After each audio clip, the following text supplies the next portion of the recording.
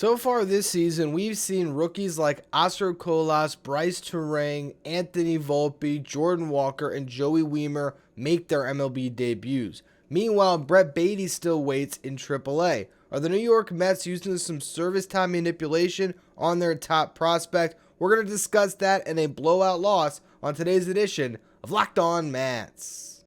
You are Locked On Mets, your daily New York Mets podcast. Part of the Locked On Podcast Network, your team every day.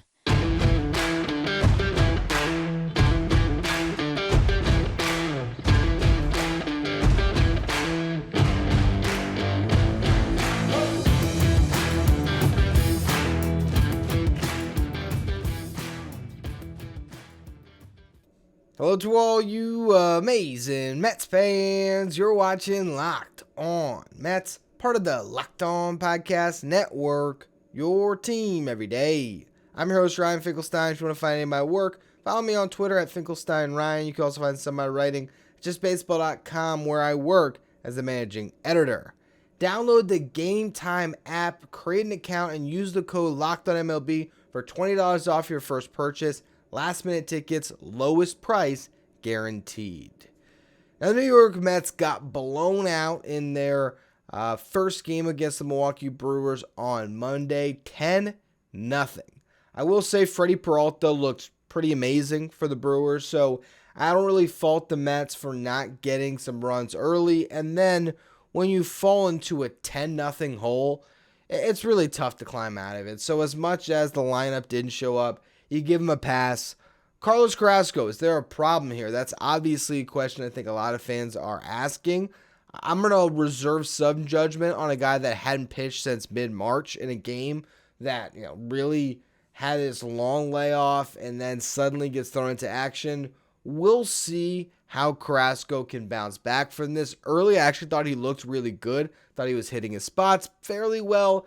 He had some really good breaking pitches that were getting some swings and misses. The changeup looked good, had a couple of good sliders. There was things that we saw early that you liked, but he was in too many deep counts, walked too many batters, and then just everything fell apart for him in the fifth inning. You can make an argument that Buck Showalter shouldn't have thrown him back out there for that fifth inning, as he didn't get it out, but at the same time, I understand what Buck is looking at here. And as much as we can critique Buck Showalter's decisions on a game-by-game basis, which is easy to do because there's times where you don't understand, why is a manager not going to a bullpen? Why didn't he give Tommy Hunter a clean inning instead of sending Carrasco back out there? You're already losing 3-0, but it's not that bad. You can come back from 3-0. You can't come back from 10-0. I get that frustration. But what Buck Showalter does well is he manages series, okay? He is not going to burn his bullpen. Now, unfortunately, he had to do that a little more than he would have liked, but the idea generally is not to burn your pen in these spots. If you can get 3 extra outs from Carlos Carrasco in a game where the odds aren't great that you're going to come out of the 3-0 hole anyway. There's a chance, of course. But when you're already losing 3-0 and there's a pitcher dealing on the other side, it's not easy to rally the troops and get over that hump. Obviously, it's possible, and you want the Mets to come back in those situations. But if he's trying to manage the series, he's thinking, okay, my best bet is to keep this bullpen as fresh as I can for the back 2 games here. This one's looking a little bit like a lost cause. Let's throw Carrasco back out there. You can disagree with it, and I certainly, if it was up to me, I would have pulled him because he kind of looked like he was out of gas after that 4th. But I'm not going to critique the guy who's got the 20 years of experience managing baseball games and say he doesn't know what he's doing. So it is what it is. Carrasco didn't have it. Tommy Hunter didn't have it. And the Mets lose. I think the one question that you could ask from this game is, do the Mets need a long man in that bullpen? And how do they add one? You have 2 guys in Steven Nogosek and Dennis Santana that don't have options. Tommy Hunter is a guy that, I think the Mets like, who pitched great in spring. He had a rough day, but you feel pretty good about him going out and getting you some outs in maybe lower leverage situations. But he can't be giving you 3 innings. The most he's going to give you is 2. And so, as far as his usage is concerned, you do wonder if you need that Trevor Williams. And unfortunately, it seems like based on how they were slating things, that Trevor Williams would be Eliezer Hernandez, which I don't love anyway. Tyler McGill's in the rotation, so it's not a great option there. Maybe it's Dylan Bundy. Maybe that is the guy. The Mets signed him to a minor league deal. You're trying to ramp him up. Maybe he's the answer. And at that point, maybe you've seen enough of an audition of Nogasek and Santana that you option them. Or maybe, Tommy Hunter, a guy that's had back issues, ends up on the IL for a spell, and you bring a long man up. But I do think you're getting to a point where, look, you're happy that Max Scherzer's going because you hope to get some length there.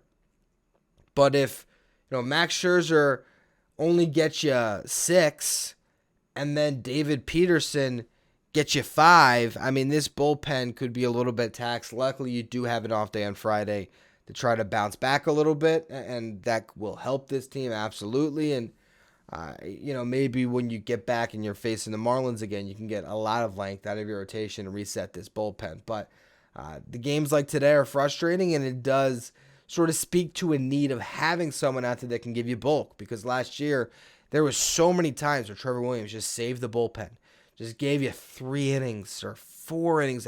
Sometimes it was crazy the type of length he could give you, but even just to get 2 2/3 out of a guy and have the guy clean up somebody else's mess and get you through 2 more frames, that's big for a team. That's uplifting for a team, and they don't have it right now. I kind of wish that you could have a 28-man roster, because I feel like the Mets could just use 1 extra bat and 1 extra arm, and this roster would be perfect. But that's the difficulty of Major League Baseball, is trying to figure out how to make it all work on now a 26-man roster. It used to be 25.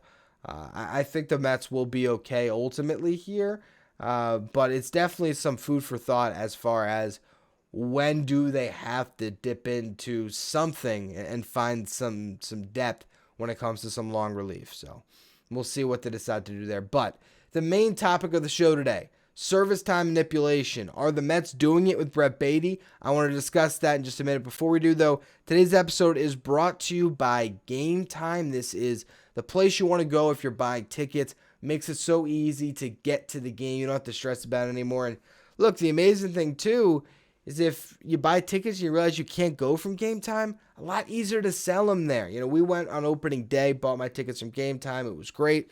The traffic, though, getting out of Miami was miserable. So, second game, we just didn't have it in us to drive down to Miami again. Went on Game Time, was able to sell my tickets. But they also have, if you're trying to go to the home opener or any other game, there's killer deals on last-minute tickets. Their best price guarantee. You can stop stressing over tickets. Get hyped for the fun you're going to have. The Game Time guarantee means you'll always get the best price. If you find tickets in the same section or row for less, Game Time will credit you 110% for the difference. It's the fastest growing ticketing app for a reason. Get images of your seats before you buy so you know exactly what to expect when you arrive, and buy tickets in a matter of seconds, 2 taps, and you're all set. Download the Game Time app. Create an account. Use the code LOCKEDONMLB for $20 off your first purchase. Terms apply. Again, create an account. Redeem the code LOCKEDONMLB for $20 off. Download Game Time today. Last minute tickets, lowest price, guaranteed. Now look, I am not recording this podcast today to call for Brett Baty to be promoted immediately. Did plenty of that prior to the season. I'm more just trying to understand the logistics that are in place here and what the Mets are thinking about. What went into the thought process of making their decision when building this roster? Was it simply looking at Eduardo Escobar, wanting to give him the opportunity, knowing you had Guillorme, you wanted to get some time to at third base as well, feeling like you still had to carry Daniel Vogelback as your DH, and because you have him, wanting a guy like Tim LeCastro that could be the pinch runner in those spots where you could get some value on the bases? I think all of those are reasons why the Mets were able to make the excuse of not promoting a Brett Baty on opening day. And the reason why this frustrates me, and the reason why I'm talking about it today, other than the fact that you hope the Mets are winning games the rest of the week, and we want to talk about some good baseball that was played. And there's not a lot I wanted to discuss from that game, but also in that game, We saw Joey Wiemer make an incredible play in right field, showing off his athleticism, gunning down Vogelback, ironically enough, trying to stretch a double, which for 9 out of 10 right fielders, they're not going to make that play. Wiemer is a special athlete. He's able to gun him down. You saw Bryce Turang hit a grand slam. So here's a couple of rookies the Brewers are calling on that are having a lot of success. I just want to poke a hole first in the idea that Brett Baty needs more seasoning. And then I want to get to, in the final segment, the service time manipulation that's in play and what the Mets could actually get if they went back on their previous decision and promoted him, because there is a chance that you could win an extra draft pick if Brett Baty were to finish in the top of the Rookie of the Year race. But let's look at the rookies around baseball that have received a call, that are on the opening day roster, partially because, for one, the team thinks that they can help right now, but two, there's teams that saw Julio Rodriguez win a Rookie of the Year and the Mariners getting a draft pick to boot, and they locked him up on a long-term extension, thinking maybe that's what we should do here. Maybe we should, call these kids up, let them showcase their stuff. If they can go out and perform and show that they're going to be great in the big leagues, we'll give them a pre-arb extension, and you lock them up on a cost control deal that extends beyond their original control years anyway. That's kind of where the game is moving. So here are all the rookies that we're seeing across baseball. Oscar Colas. Now, he is starting with the White Sox. Only played 117 games in the minor leagues. Now, he did have some foreign baseball experience, came over from Cuba, but still, if you combine the foreign experience and the minor leagues, his 318 games played. Brett Baty is 237 minor league games played, so not a drastic difference there. Jordan Walker with the Cardinals had a great spring, earns an opportunity on opening day to make the team. He played 201 games in the minor leagues. Last year, he played 119 in Double-A. He had an 898 OPS. Brett Baty played, less than 100 games in Double-A, but then also, if you combine what he did in Triple-A, he got over 100. He had a 950 OPS in Double-A, so he thrived in the league a little bit more than even Jordan Walker did playing at that Double-A level. And again, over the course of their entire minor league careers, has played in more games. Anthony Volpe, he played 275 games in the minor leagues, 820 OPS last year in Double-A, had 22-game sample in Triple, gets the call with a great spring. Joey Wiemer, 236 games played in the minors. Last year, he had a 761 OPS in Double-A across 84 games. That had 43 games played in Triple, where he had an 888 OPS. Bottom line through all of this, Brett Baty has a similar talent level with the bat to all of these guys, if not even better.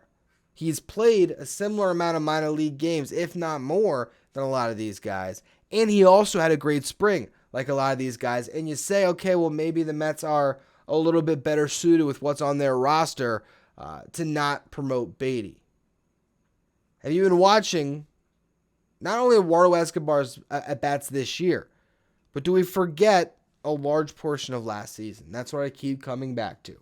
There was a sample size that we witnessed last year of 4 or 5 months where this guy was constantly struggling. He is past his prime. As a bench player, fine. Ultimately, though, there's no question in my mind on the 40-man roster who the best third baseman is. And if you're a fan that always says when a Pete Alonso got the call in 2019, put the best players out there, and fans usually aren't supposed to like service time manipulation, I think more people would be on board with Baty coming up. And I've seen kind of a split when it comes to fans on this one, that maybe you just trust management that much. Or maybe you're colored by 42 plate appearances last year or something like that. I don't remember the exact amount that Baty got, but he didn't get to 100. And so just because he hit 184 or whatever it was last year, please don't let that color your impression of who Brett Baty is as a player.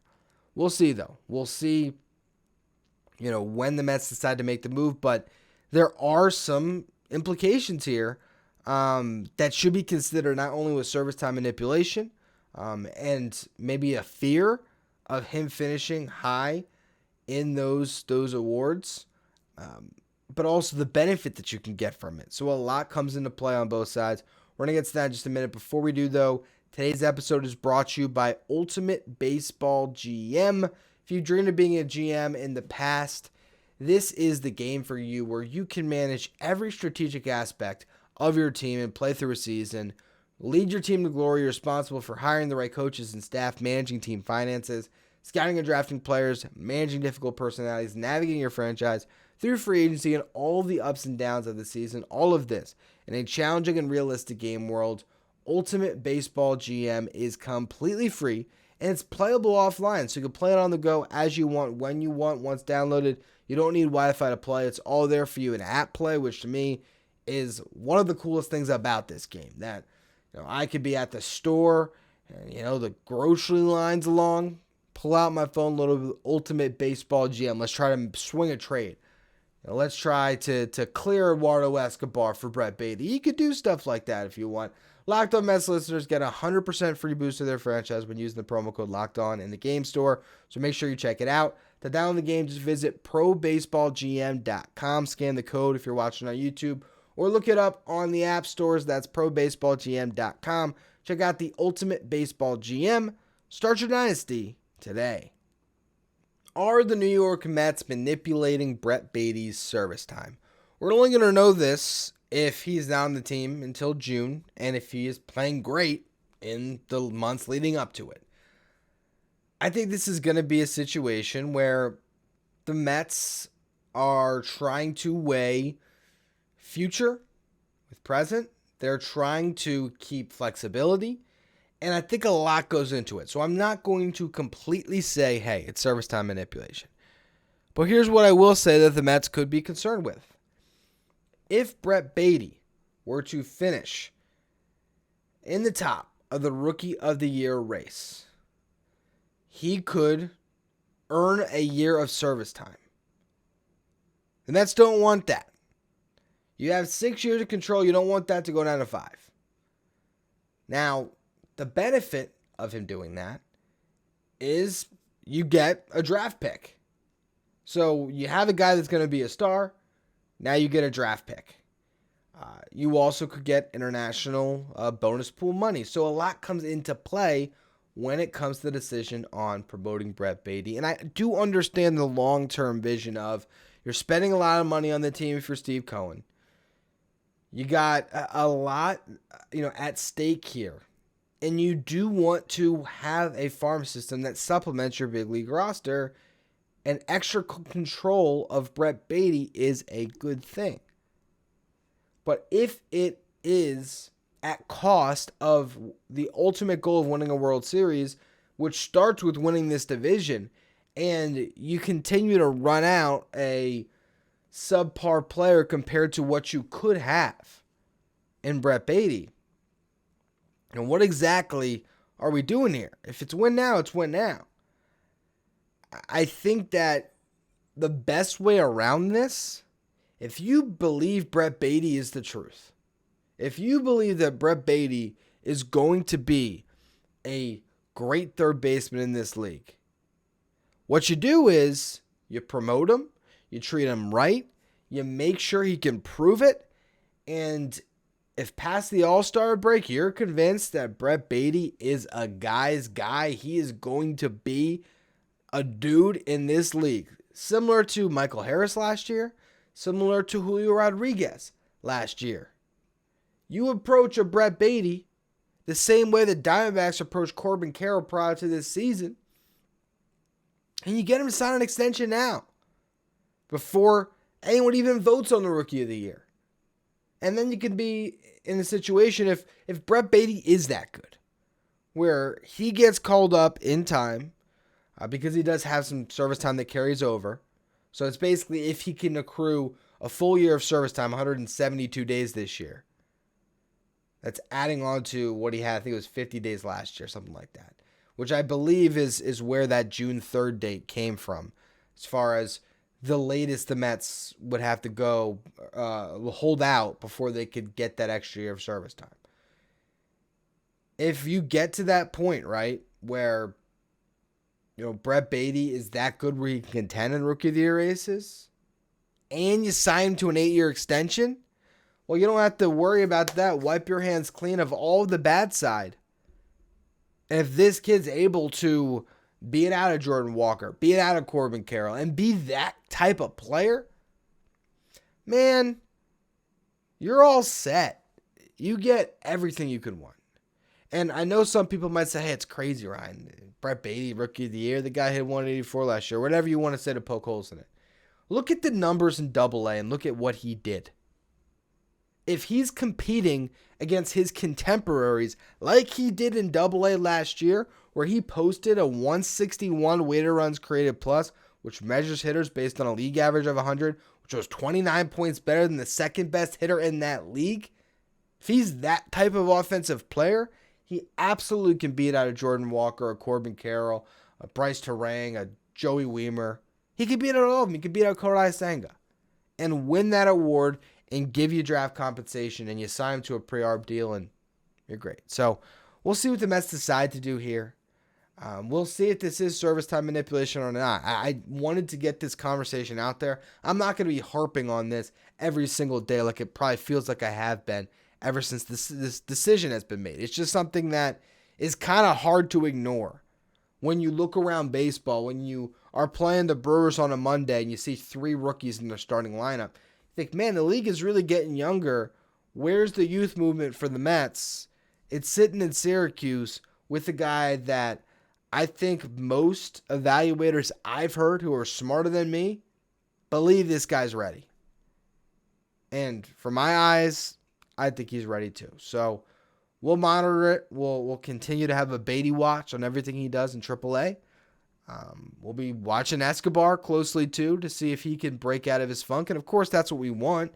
You want Escobar to fight to keep his job and to be the September guy again. Good problems to have when too many guys are producing. Till then, though, we just have to see what the results show us. And if it plays out the way I think it could, as far as what each of these players do with Baty and Triple and Escobar on the big league roster, and we don't see him until June 3rd, it's going to be pretty clear what the Mets did here. And you hope that those extra years of service time end up being more valuable than the months that you could have had this season. Anyway, that's going to be all for today's edition of Locked On Mets. As always, thank you for listening. Make sure you follow, rate, and review wherever you get your podcasts. Make sure you follow me on Twitter at Finkelstein and Ryan. Follow the show at Locked On Mets. Thank you for making Locked On Mets first listen every day. Now for your second listen, check out Locked On Fantasy Baseball. If you want to win your league this year, Locked On Fantasy Baseball is for you. You can follow wherever you get your podcasts on YouTube. Part of the Locked On Podcast Network, your team every day.